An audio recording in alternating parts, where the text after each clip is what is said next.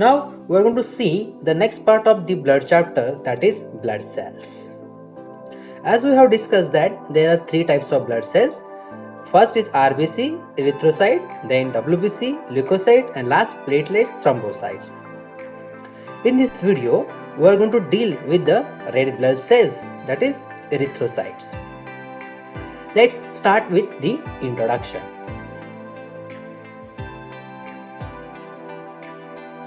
Shape of these RBCs are circular, biconcave, disc-like.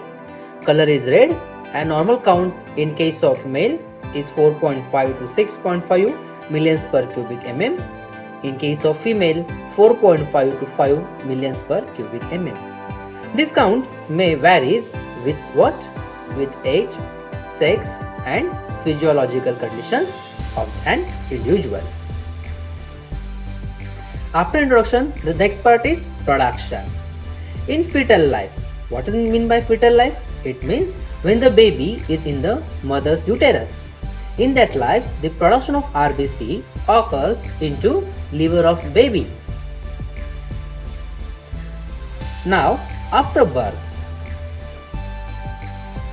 RBC produced into the red bone marrow of bones, in the extremities of long bones, between the layers of compact bone, then in flat and irregular bones. Regarding the bones, we are going to study in the skeletal system in detail later on. Now, let's understand one terminology which is called as erythropoiesis, because production of RBC is called as erythropoiesis. Then what does it mean by erythropoiesis?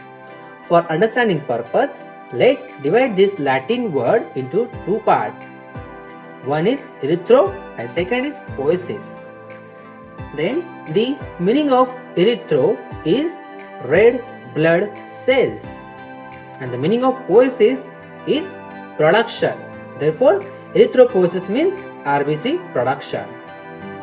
After this, let's see the composition of RBC. RBC contain a membrane called as stroma, and this stroma contain hemoglobin in packed form.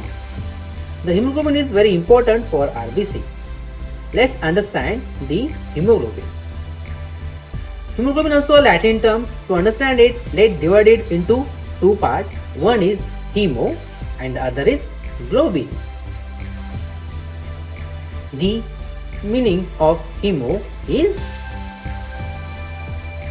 iron. Iron is a non-protein part which is having red color.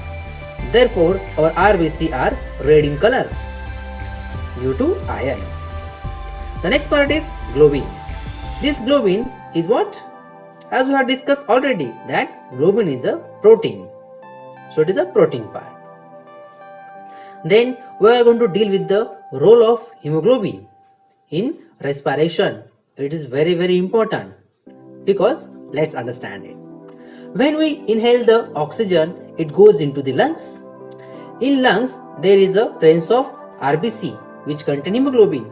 Hemoglobin have affinity or attraction towards the oxygen. So it combines with oxygen and forms a complex. That complex is called as oxyhemoglobin. After the formation of this complex, it goes up to the different tissues, cells and organs. In this way, oxygen reaches with the help of hemoglobin up to different tissues, cells and organs. When it reaches to the tissues, organs or cells, then there is an exchange of gases between these. That is, oxygen is given to the tissues and hemoglobin takes CO2, that is carbon dioxide, from this tissue. When it takes the carbon dioxide, it forms a complex. That complex is called as carboxyhemoglobin. Then this carboxyhemoglobin transported or carried towards the lungs, and in lungs, hemoglobin what gives this carbon dioxide to lungs and it sets free.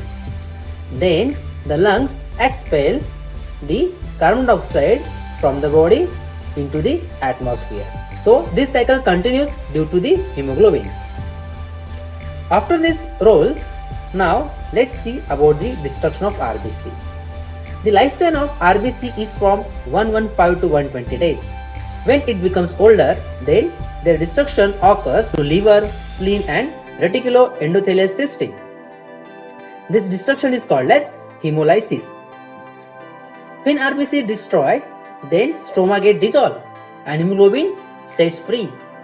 Then hemoglobin is break into two parts, again same, into heme, that is non-protein part, and into globin, that is protein part.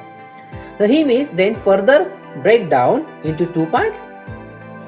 First is iron and second is waste material. Out of these two, the iron is very important for the body. So this iron is stored into the body and reused for the formation of the new hemoglobin. Now the remaining part is waste material. As name itself indicates, it's a waste material. Therefore, it should be excreted. So it is secreted in bile and excreted from the body. The remaining part is globin. It is protein part and it is essential for the body. Therefore, these are used by the cells for their functions. So, in this way, we have studied or learned about the RBC. That is, with their introduction, with their production and composition, that is hemoglobin.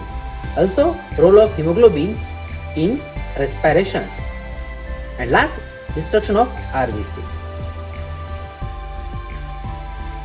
If you find this video helpful for your knowledge, for your study, then please I request to all of you that like this video, comment, share and subscribe, and thanks for watching this video. Meet you soon with the next video. Thank you very much.